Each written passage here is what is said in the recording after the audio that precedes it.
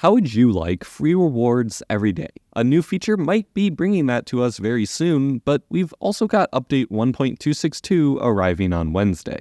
Let's start with the update. In Bugfixes, we've got an interesting change where the animation for the aid stars bouncing was removed, but managed to sneak back in. Now though, they should stay in place. Some buildings had problems where using a renovation kit would not increase their ranking points until the next day. In Space Age Titan, a quest asked you to build one of the 6 new synthesizers, but it wouldn't complete if you built the unknown DNA synthesizer.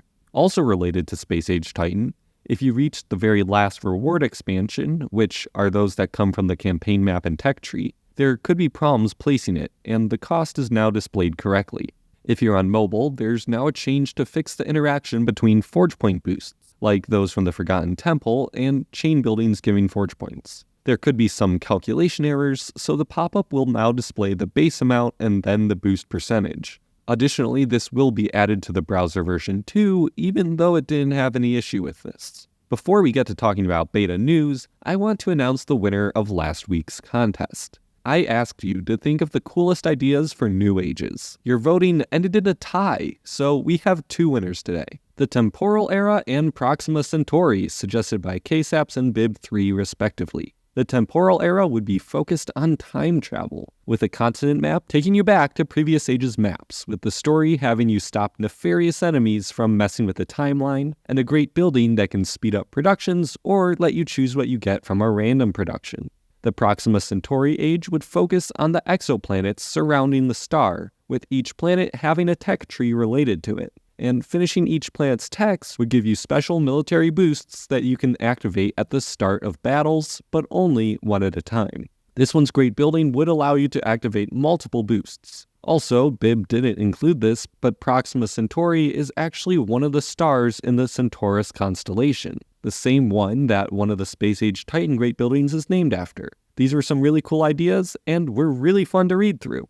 This week's contest is rather simple though, and kind of plays off some of the same ideas with the Ages contest. What building, place, or thing would make a cool, great building? Join my Discord server, linked below the like button to enter. Now, in beta news, there's actually a handful of small changes on the beta server that are currently being tested. First, if you're on mobile, the quest window can collapse down to show only one button instead of the 3 that you currently have with the story, daily, and event tabs. Additionally, on both browser and mobile, the buff bar is collapsed to only 2 icons. Mousing or tapping on these will expand out to show all of your current buffs in one section, such as great building bonuses and debuffs such as inactive buildings, plunder notifications, etc. in another group.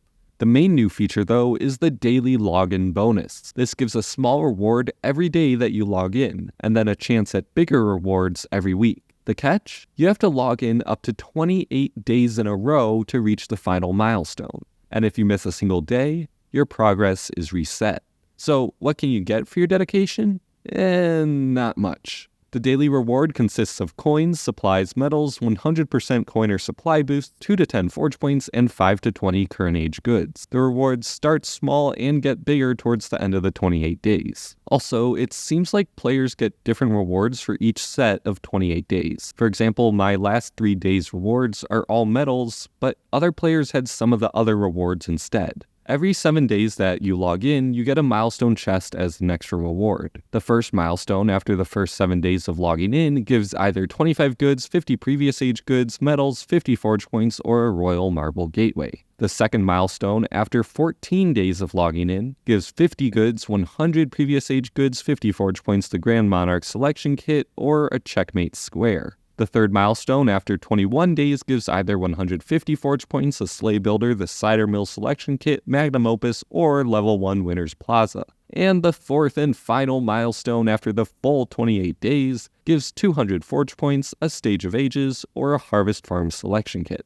The last 2 kits are pretty good, but the first 2 aren't that great in my opinion. With the last chest, for example, you can average 4.3 harvest farm kits annually. That's not a large number, but it's free pieces to one of the best sets in the game. I don't think that this is focused towards established players. I log in daily anyways without this feature, but it is definitely compelling for younger cities or new players looking to pick up some free rewards. Would it make you log in more? Speaking of logging in more though, make sure you check in next Monday to catch my next video. We'll be talking about why modern event buildings are getting too powerful and how that could be bad for the game. Join my Discord server to stay up to date on all the Forge of Empires news and join this week's contest. And as always, I'll see you all next time.